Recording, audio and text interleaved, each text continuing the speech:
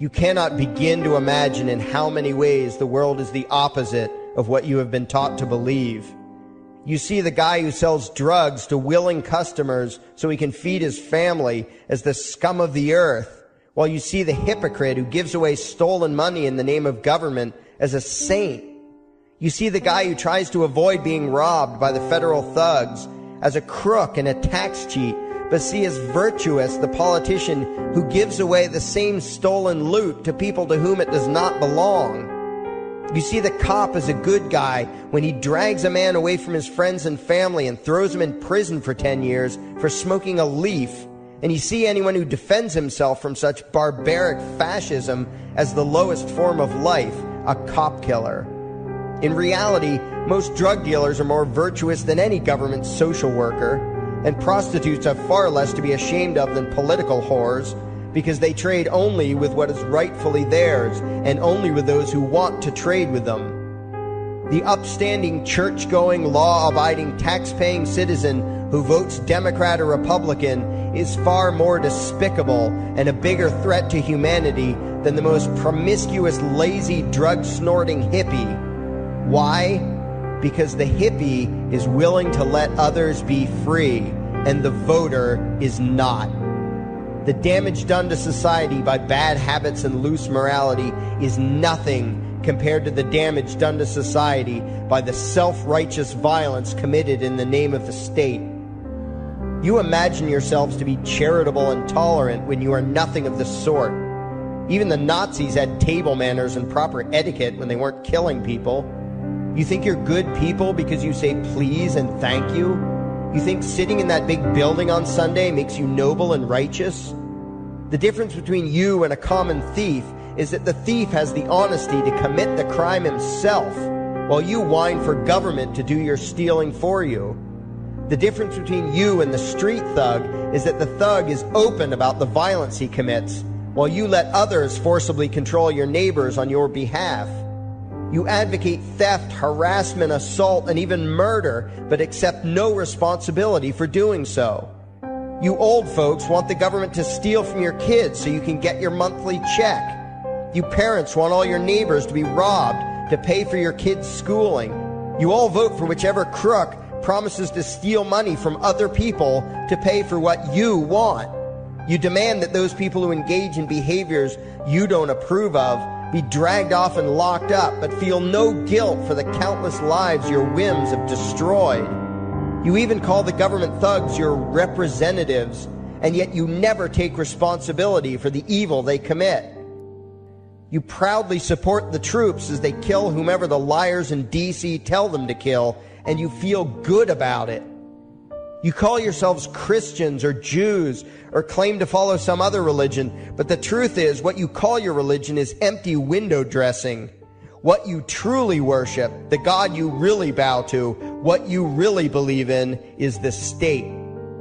Thou shalt not steal, thou shalt not murder, unless you can do it by way of government. Then it's just fine, isn't it? If you call it taxation and war, it stops being a sin, right? After all, it was only your God that said you shouldn't steal and murder, but the state said it was okay. It's pretty obvious which one outranks the other in your minds. Despite all the churches, synagogues, and mosques we see around us, this nation has one God and only one God, and that God is called government. Jesus taught nonviolence and told you to love your neighbor, but the state encourages you to vote for people who will use the violence of government to butt into every aspect of everyone else's life. Which do you believe? To those about to stone a woman who had committed adultery, Jesus said, "Let him who is without sin cast the first stone." But the state says it's perfectly fine to lock someone up if they do something you find distasteful, such as prostitution. Which do you believe? The Christian God says, "Thou shalt not covet," but coveting is the lifeblood of the beast that is the state. You are taught to resent, despise, and hate anyone who has anything you don't have. You clamor for the state to tear other people down, steal their property, and give it to you. And you call that fairness. The Bible calls it coveting and stealing. You are not Christians. You are not Jews. You are not Muslims. and you certainly aren't atheists. You all have the same God, and its name is government. You're all members of the most evil, insane, destructive cult in history. If there ever was a devil, the state is it, and you worship it with all your heart and soul. You pray to it to solve every problem, to satisfy all your needs, to smite your enemies, and to shower its blessings upon you. You worship what Nietzsche called the coldest of all cold monsters, and you hate those of us who don't. To you, the greatest sin is disobeying your God, breaking the law, you call it, as if anyone could possibly have any moral obligation to obey the arbitrary commands and demands of the corrupt, lying, delusional megalomaniacs who infest this despicable town. Even your ministers, priests, and rabbis, more often than not, are traitors to their own religions, teaching that the commands of human authority should supersede adherence to the laws of the gods they say they believe in. Several years ago, I heard one pompous evangelical jackass in particular pontificating on the radio that anyone who disobeys the civil authority, be it a king or any other government, is engaging in rebellion against God. Those were the exact words he used. What if the government is doing something wrong? Well, this salesman for Satan opined, that is the business of those in government, and you are still obligated to obey. Everywhere you turn, be it the state or the church, the media or the schools, you are taught one thing above all else: the virtue of subjugating yourselves to mortals who claim to have the right to rule you.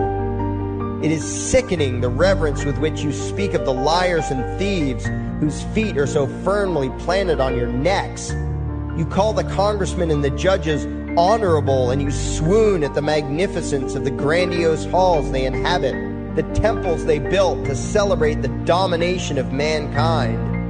You feel pride at being able to say you once shook a senator's hand or saw the president in person. Ah, yes, the grand deity himself, His Royal Highness, the President of the United States of America. You speak the title as if you're referring to God Almighty.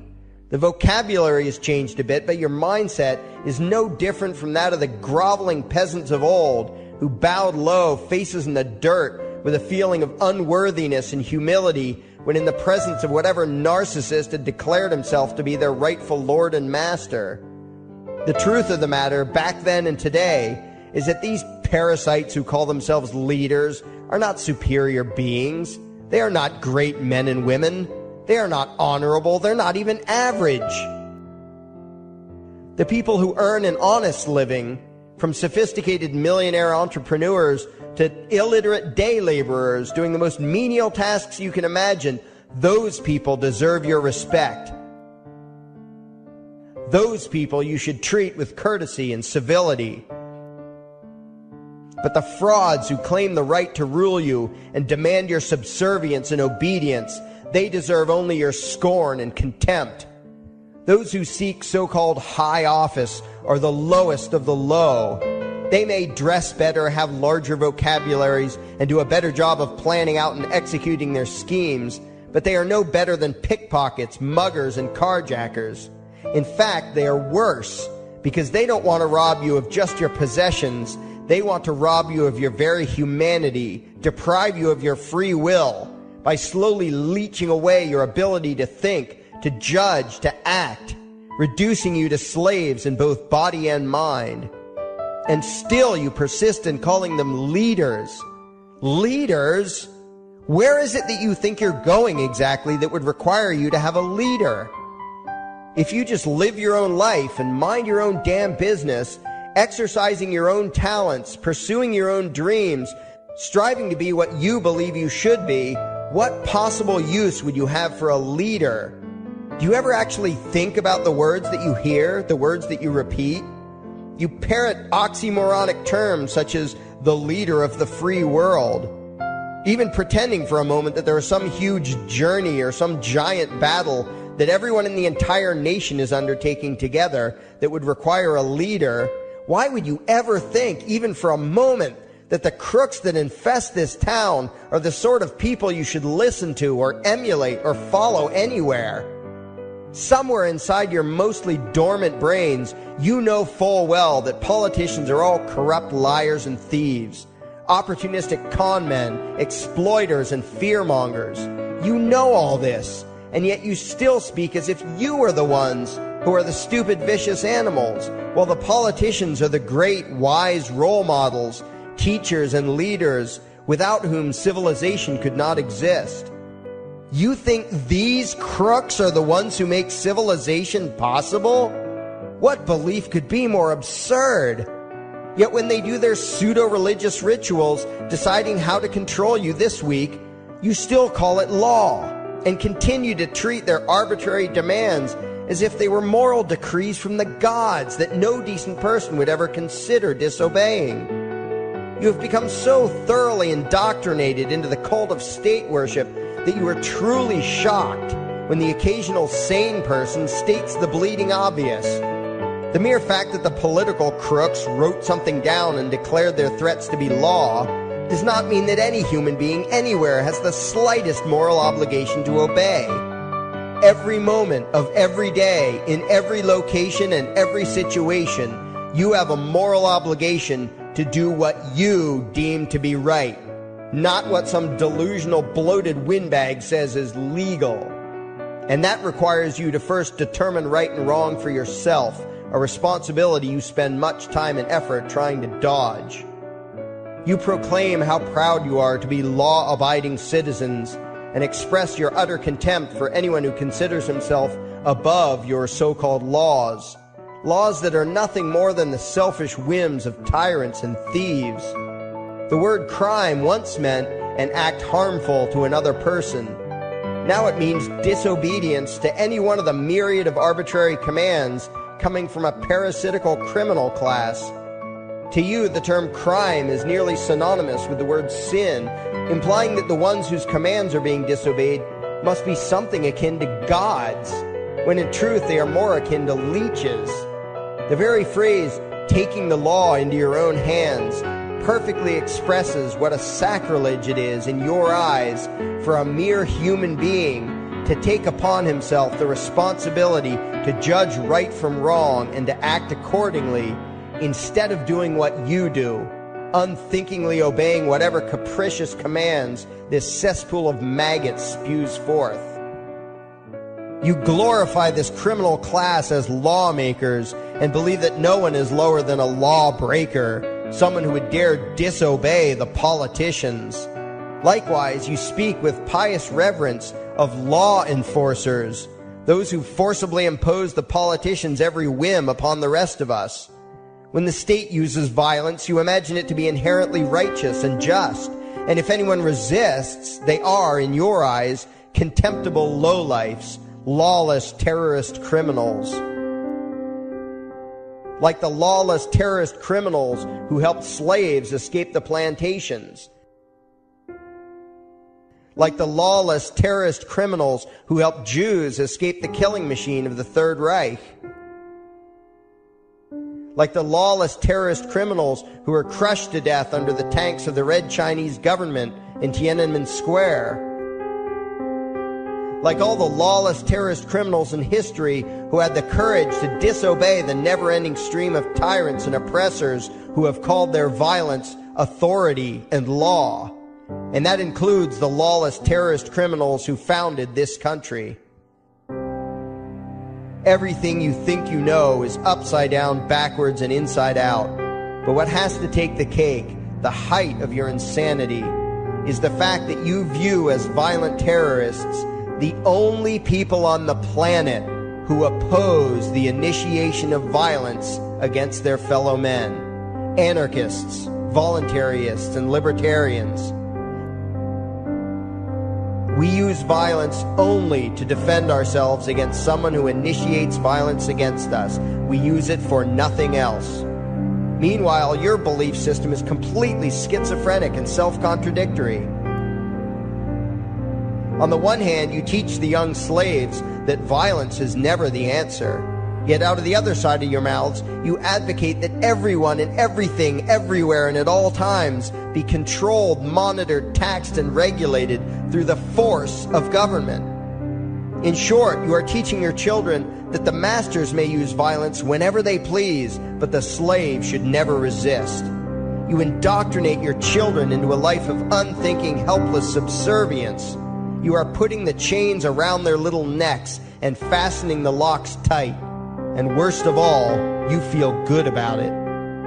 Out of one side of your mouths, you condemn the evils of fascism and socialism and lament the injustices of the regimes of Hitler, Stalin, and Mao. While out of the other side of your mouths, you preach exactly what they did.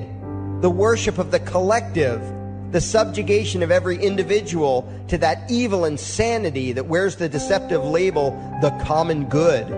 You babble on and on about diversity and open-mindedness, and then beg your masters to regulate and control every aspect of everyone's lives, creating a giant herd of unthinking conformist drones. You wear different clothes and have different hairstyles, and you think that makes you different. Yet all your minds are enslaved to the same club of masters and controllers. You think what they tell you to think and do what they tell you to do while imagining yourselves to be progressive, thinking, and enlightened. From your position of relative comfort and safety, you now condemn the evils of other lands and other times while turning a blind eye to the injustices happening right in front of you. You tell yourself that had you lived in those other places, in those other times, you would have been among those who stood up against oppression and defended the downtrodden. But that is a lie. You would have been right there with the rest of the flock of well-trained sheep, loudly demanding that the slaves be beaten, that the witches be burned, that the nonconformists and rebels be destroyed. How do I know this? Because that is exactly what you are doing today. Today's injustices and oppressions are fashionable and popular, and those who resist them, you tell yourselves, are just malcontents and freaks, people whose rights don't matter, people who deserve to be crushed under the boot of authority. Isn't that right? You bunch of spineless, unthinking hypocrites, look in the mirror. Take a good look at what you imagine to be righteous and kind. You are the devil's plaything. The crowds of thousands wildly applauding the speeches of Adolf Hitler, that was you. The mob demanding that Jesus Christ be nailed to the cross, that was you. The white invaders who celebrated the wholesale slaughter of those godless redskins, that was you. The throngs filling the Colosseum, applauding as the Christians were fed to the lions, that was you. Throughout history, the perpetual suffering and injustice occurring on an incomprehensible scale, it was all because of people just like you. The well-trained, thoroughly indoctrinated conformists, the people who do as they're told, who proudly bow to their masters, who follow the crowd, believing what everyone else believes and thinking whatever authority tells them to think. That is you. And your ignorance is not because the truth is not available to you. There have been radicals preaching it for thousands of years. No, you are ignorant because you shun the truth with all your heart and soul. You close your eyes and run away when a hint of reality lands in front of you. You condemn as extremists and fringe kooks those who try to show you the chains you wear because you don't want to be free. You don't even want to be human. Responsibility and reality scare the hell out of you, so you cling tightly to your own enslavement and lash out at any who seek to free you from it.